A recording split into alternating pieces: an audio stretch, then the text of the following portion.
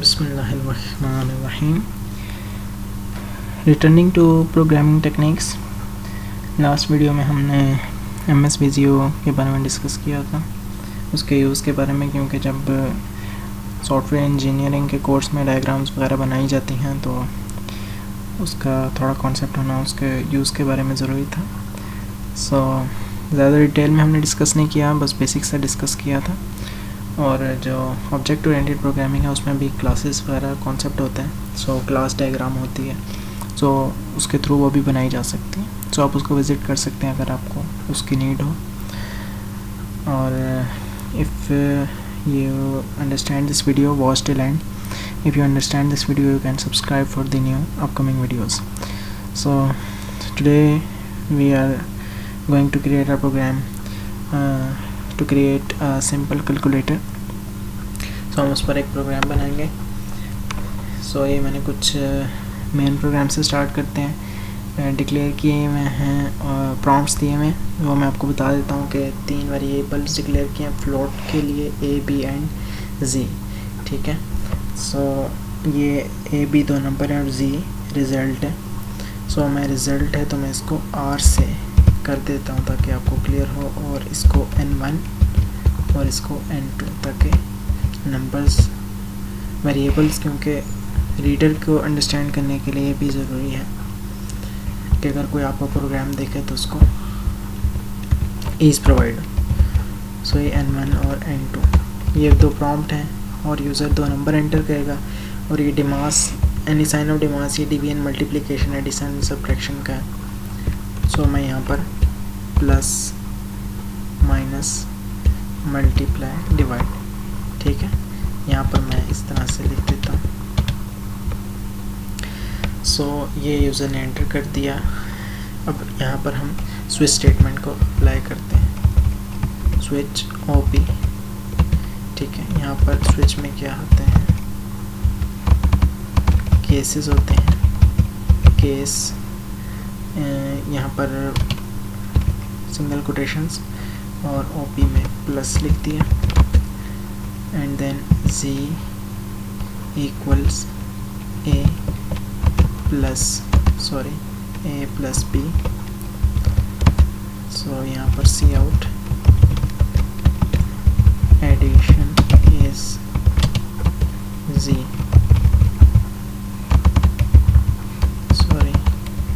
And L, and यहाँ पर break आती है। ठीक है, ब्रेक का ज़रूरी है, क्योंकि वरना अगर ब्रेक ना आए तो फिर सारी स्टेटमेंट्स आगे एग्जीक्यूशन होती है। और ब्रेक की एब्सेंस में आप देख सकते हैं कि ब्रेक की प्रेजेंस होना क्यों ज़रूरी है।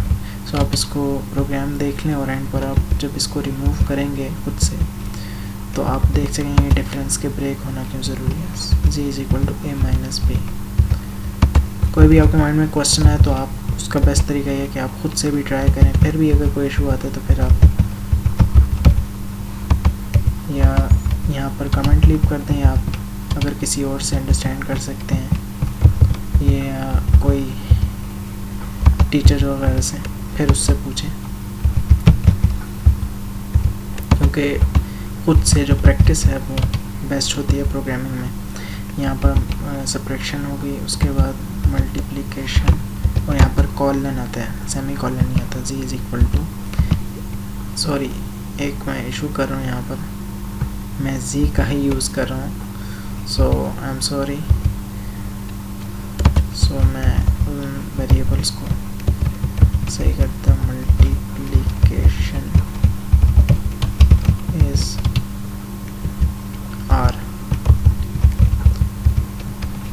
क्योंकि मुझे यही चेंज करना होगा। वेरिएबल के नेम याद रहे कि ये ज़रूरी है कि वेरिएबल के जो नेम्स हैं वो खुद से नहीं रखे जाएं, बल्कि वो रखे जाएं जो रिप्रेजेंट करने के लिए आसानी हो। यहाँ पर N2 and this is N1 and R। Similarly जो रिज़ल्ट प्रिंट होगा वो भी यहाँ पर R में प्रिंट होगा। I am sorry again. Okay, now moving next case, division. So this is division case. r equals n1 by n2. So here again we'll print the message of division is division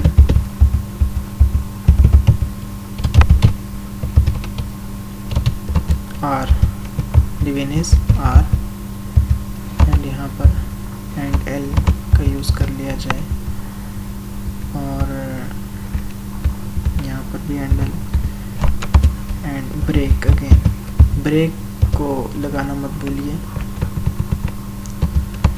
सो इसके बाद default का actual में meaning ये होता है कि जब भी कुछ कंडीशंस का, मतलब यहाँ पर अगर मैं केसेस बनाता हूँ, बहुत सारे केसेस क्या हैं कि अल्फ़ाबेट्स स्मॉल हों या कैपिटल हों, अगर वो कोई यूज़र एंटर करे, ठीक है, तो उस पर तो कुछ भी नहीं होगा ना। कैलकुलेटर ए तो कोई ऑपरेटर ही नहीं है और कैपिटल ए भी कोई ऑपरेटर नहीं है। तो यहाँ पर आप खुद सोचें कि अगर 26 स्मॉल लेटर्स हों, क्योंकि एक सेंसिटिव लैंग्वेज है, और 26 कैपिटल लेटर्स हों, उनके मैं केसेस बनाऊँ, केस ए केस बी, और मैं एंड पर एक मैसेज प्रिंट कर दूँ, तो उस तरीके से क्या होगा कि मुझे वो प्रोग्रामिंग पर एफिशिएंट तो ना रही। तो जिस तरह एक यहाँ पर एक और बात माइंड में रहे कि केस ए और केस ए कैपिटल है, ठीक है, समटाइम्स इस तरह से भी किया जाता है और इसका एक ही मैसेज प्रिंट कर दिया जाता है, ठीक है, लेटर ए का मैसेज सपोज प्रिंट कर दिया गया, ठीक है। तो ये बात माइंड में रहे कि इसका मतलब ये है कि जो कैपिटल ए और स्मॉल ए है, दोनों का मैसेज लेटर ए है, ठीक है। तो दोनों का मैसेज जब एक ही हो तो हम उसको दोनों केसेस पर लिख देते हैं और एंड पर वो मैसेज लिख देते हैं। सो ये बात थी, और जो मैं कंटिन्यू करता वो डिफ़ॉल्ट स्टेटमेंट का था, वो ये था कि इस तरह से तो फिर प्रोग्रामिंग एफिशिएंट नहीं रहेगी अगर मैं इतने से ज़्यादा केसेस बनाता जाऊँ। तो क्योंकि उन केसेस का मैसेज एक है, और मैसेज क्या है कि इनवैलिड, कि ए बी सी कोई ऑपरेटर नहीं है, उनका मैसेज जब भी कुछ कंडीशंस का मैसेज एक हो जाए तो स्विच की कंडीशन में, स्विच की स्टेटमेंट में उसको कहा जाता है डिफ़ॉल्ट। क्यों? क्योंकि ए बी सी सब के लिए मैसेज क्या है मेरा, इनवैलिड, कोई भी वैलिड नहीं है, तो इसलिए मुझे यहाँ पर इनवैलिड को प्रिंट करना है, ठीक है।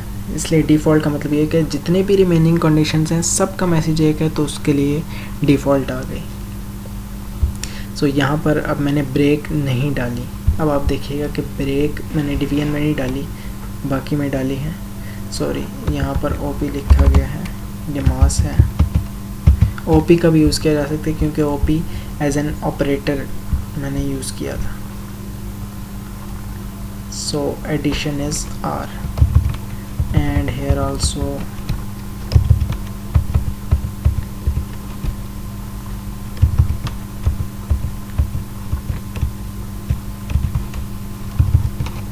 okay।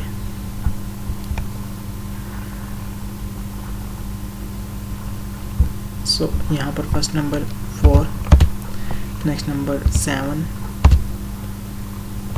अब यहाँ पर मैं ऑपरेटर यूज़ करता हूँ प्लस का, तो ये आपने देखा एडिशन इज़ 11।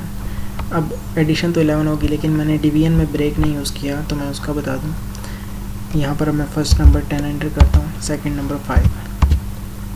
तो यहाँ पर ऑपरेटर में डिवीजन का यूज़ करता हूँ, तो आपने देखा डिवीजन इज़ 2 और इनवैलिड भी प्रिंट हो गया। ये इनवैलिड तो नहीं है, तो ये क्यों प्रिंट हुआ है? क्योंकि मैंने ब्रेक का यूज़ नहीं किया और वो नेक्स्ट पर चला गया। उसने स्विच की स्टेटमेंट से जब हमें आउट होना होता है या लूप से हमें आउट होना होता है तो हम ब्रेक यूज़ करते हैं। ब्रेक का मतलब ये है कि जब डिवीजन परफॉर्म हो जाएगी, किसी एक केस में चला जाएगा, तो यहाँ पर जब पहुँचेगा ब्रेक है तो कर्सर यहाँ आ जाएगा, यहाँ आ जाएगा तो रिटर्न 0 होगा। अगर ब्रेक नहीं लगी होगी तो वो इनवैलिड को भी एग्जीक्यूट करेगा। So still if you have any confusion regarding this program, you can leave a comment. Thank you.